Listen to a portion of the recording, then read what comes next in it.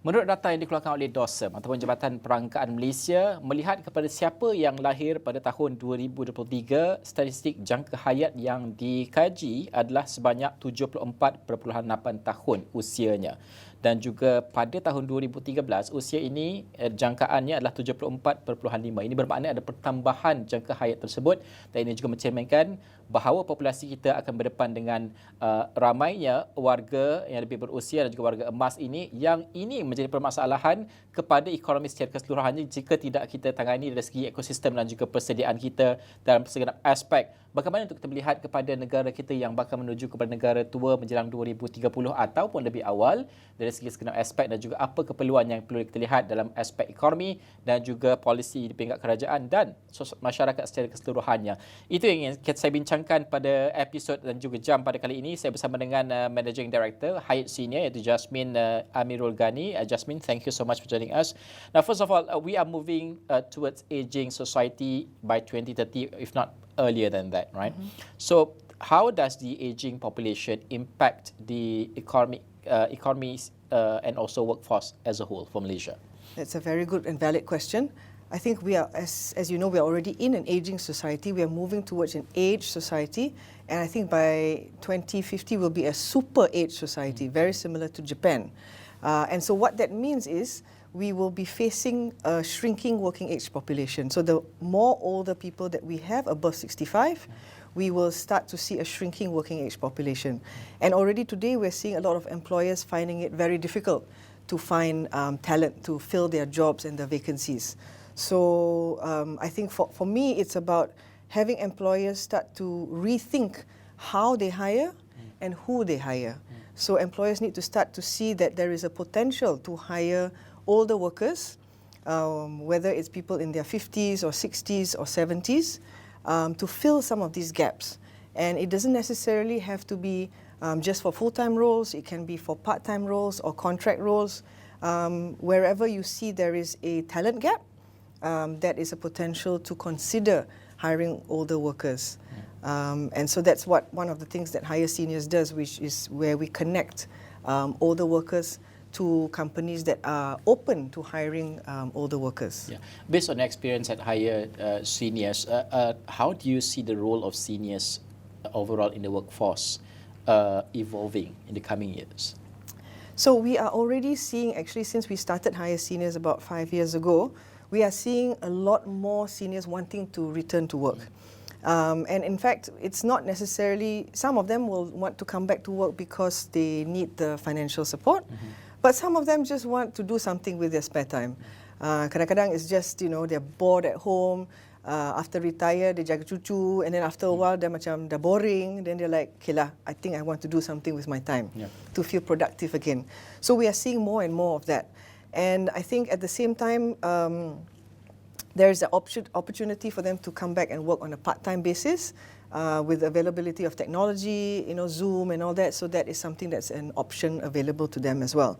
So I think, that's one of the things. Because a lot of people, a lot of views says that a lot of people wanted to, retire early, and the societies basically don't want to work beyond 60 years old. But based on your data, it says otherwise, right? In light of the retirement crisis that we are facing right now, in terms of not enough savings in the EPF and all that, how do you see that Hire.Senior and all these initiatives is one of the best solutions that we should push and propel further? I think it's absolutely important, because the larger the segment grows, because we are heading there very, very quickly, much faster than all the other countries, right? At a speed as similar to Japan. So it is actually very important for us to prepare for this, to be able to get employers more open to the concept of hiring older workers.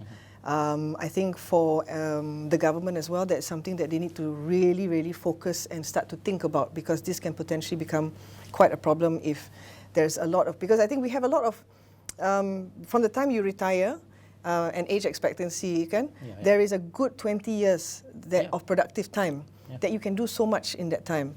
So I think this is something that we would love to see more policies that support to encourage more employers to be more open towards hiring seniors.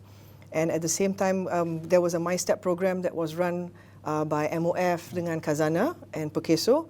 And that was a very wonderful program that helped to encourage employers to try out hiring older workers. Yeah. So, and we saw something like 80% success rate after that program. Maknanya, they were placed in some of these employers for 6 months.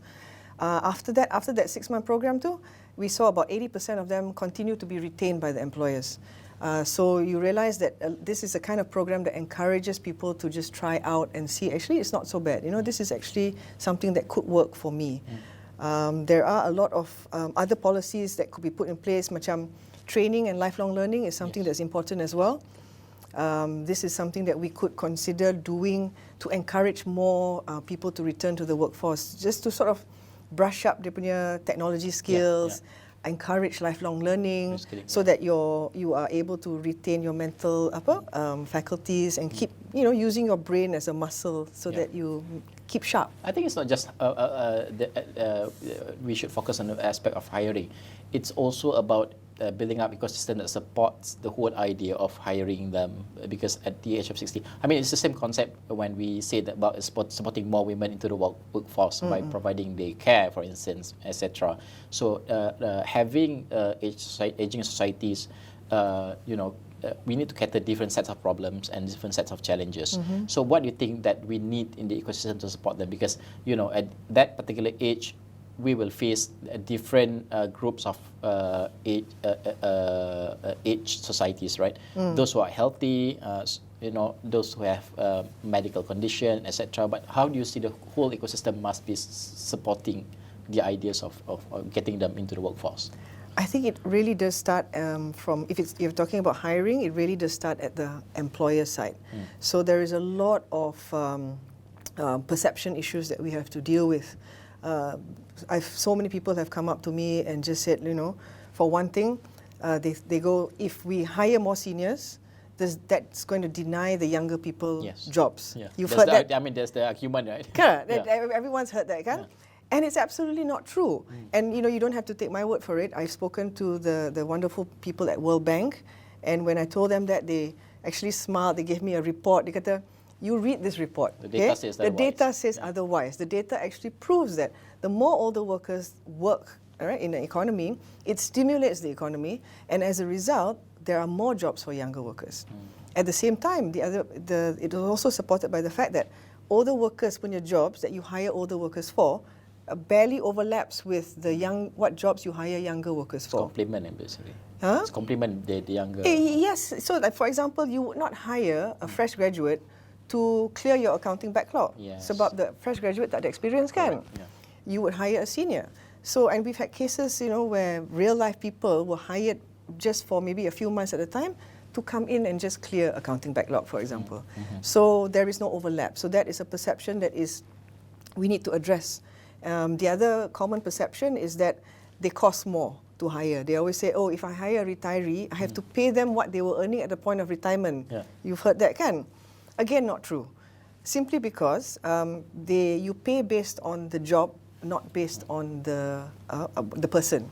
So maknanya we've had people that come in, katakan they retire as a senior finance manager, earning maybe 30,000. Sekarang dia kata, I tak nak stress lagi, I just want to do payroll. And she took a job that paid her 3,000 ringgit, and everybody was happy.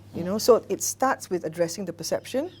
At the same time, it's also about, I believe, enabling more, support from the government to create that ecosystem that encourages it. So that means there has to be legislation in place to outlaw age discrimination. You've seen ads in the papers that says, this job is open to someone who is 30 and below. That is something that we need to outlaw, kan, in terms of it should be open to whoever is appropriate for the job. Right? So I think there's a lot more support and policies that need to be put in place to enable this whole ecosystem to work very well. Yeah, that is the side of the policies and also employer. But for individuals and societies, what do they need to do to prepare for this shift? So I think for individuals, it's important to continue learning, to keep abreast with the latest technology, not to be scared of learning new things, right? So If you've got grandchildren, ask them to teach you how to use the smartphone, how to use Google Maps, how to use Google Drive, how to, use all these things. We find that a lot of people tend to be takut malu kan, malu tak tahu how to use it. So I think it's important to just be open and learn, and try, and before you know it, you'll be able to pick it up. I have so many stories, along those lines about how, older people have been scared initially and then now they cannot stop using Grab, for example, So it's all about learning. And I think it's also important to have a support network. So I think it would be great to be able to have communities out there that can support other seniors who want to return to work as well. We talk about experience that these seniors possess that can contribute positively towards the economy as a whole and company, of course. But how do you see the senior employees contribute in terms of knowledge transfer within the companies so that it can improve the whole workforce in that particular company? So we've seen from experience that one of the key areas that really worked well was in terms of business relationships. So when they hire someone who's retired, for example, this person tends to come with a lot of existing business relationships. So he's able to leverage on his business contacts and benefits the companies. We've also seen many that because they've worked for so many years, there was one guy that went back and worked as, he used to do customs clearance, and that was all he knew. So he came back and he helped with a custom clearance backlog because of his experience. So I think there's a lot, as long as employers are open to it, there's a lot of experience that can come to bear and benefit companies that are open to hiring older workers. But do you think that there's an also idea and also arguments that say that we should have a specific industry for seniors, workforce? How do you see and what's your take on this particular idea? A specific industry that's just for seniors? Yeah. Oh, I've not heard of that. That's interesting. I'm not sure how that would would be possible to do. I'm not sure how that would work, but I think that there is the concept of the silver economy, which is basically the business of providing products and services that is specifically tailored towards seniors. And I think hiring older workers to be a part of the silver economy could work. So I'll give you an example. If you are, let's say, promoting your care residents or your senior living homes, katakan, and you get a young 25-year-old to try and promote it to a 65-year-old, it may not work as well as if you have a fellow person who is also 65 saying how great this senior home is, and this is something you should consider moving to. So I think there are opportunities for seniors to work in the silver economy. But as a whole, I don't think there is a specific industry, to answer your question. I think it should be across the board. In fact, in Hire.Seniors, when we look back at the data, there is no one specific industry that you can say that, this industry hires a lot of seniors. Tak ada. It's across the board, and it really depends on the openness of the employer to see, I think I can use their skills, let me hire them. How can we best understand the productivity levels if we hire all these seniors? Because that's the thought that, and the thing that people still argue and debate about, right? Because right now our productivity is stagnant in that sense, overall for our economy. How do we convince them, or by hiring seniors, the productivity levels would be somewhat higher than what we've seen right now? I think it's about using seniors for specific gaps and their expertise. So if you have a specific gap in your current company and you think that, I could get someone in perhaps on a short-term basis to help me fill that gap or to solve a particular problem based on their experience, I think that's where the mutual benefit could come into play. And there could also be, I think we've seen roles where potentially younger workers, they're not interested to do. That's when they've turned to see, maybe we can look at hiring older workers to fill those roles, and therefore helping the company to boost their productivity. So that could work as well. Do you see that technological advancements is one of the one of the challenges that we must solve in terms of hiring seniors? Because I'm not saying that we shouldn't go for automation and all that, but then automation would eventually reduce the numbers of jobs that we can create in the industry, especially for seniors. But how do you see the whole situation? Technological advancements, would that hinder all the efforts and initiatives to hire more seniors? I think it would really very much depend on the industry that you're looking at. I think at the end of the day, it could complement what the seniors do. The seniors obviously need to keep abreast with technological advances. And I think it's also interesting to see how technology can also supplement and be part of the silver economy that provides things to aid older workers as well as the older generation. So I think it'll be interesting to see how that unfolds. Yeah. How do you see the AI and also the AI, artificial intelligence? Would it help the whole initiatives to hire more seniors, or would that be the main challenges for hiring seniors? I think again it really depends on the job. Yeah. I think AI, there's a limit to what it can do right now. You still need human. Correct, right? It supplements and it assists. But I think when it comes to things like relationships and business relationships, opening doors, I think that's where experience and skills, come to play. And that's something that cannot be replaced by an a lot AI. of efforts, especially at high seniors, yourself, and also other segment of societies, have been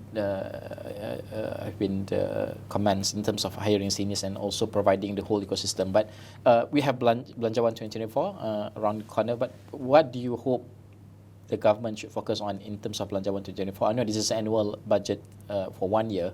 But then for the short period under Belanjawan 2024 and also for longer term until 2023, what's your hope?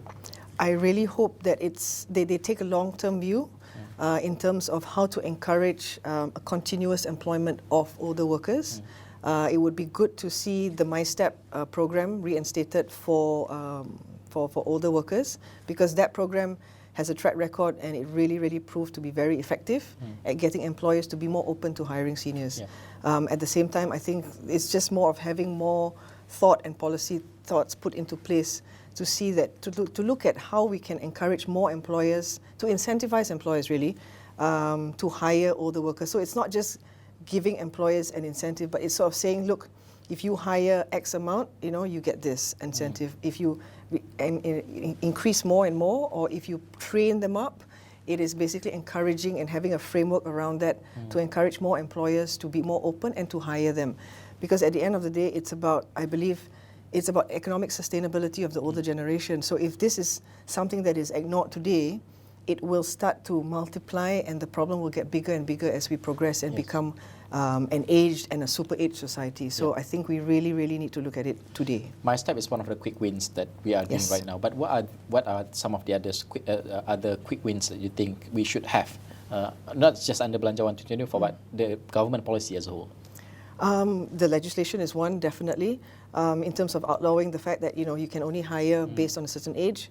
And the second is just a simple initiative that just looks at how we can provide the kind of training. You've got a lot of TVET training available for younger generation.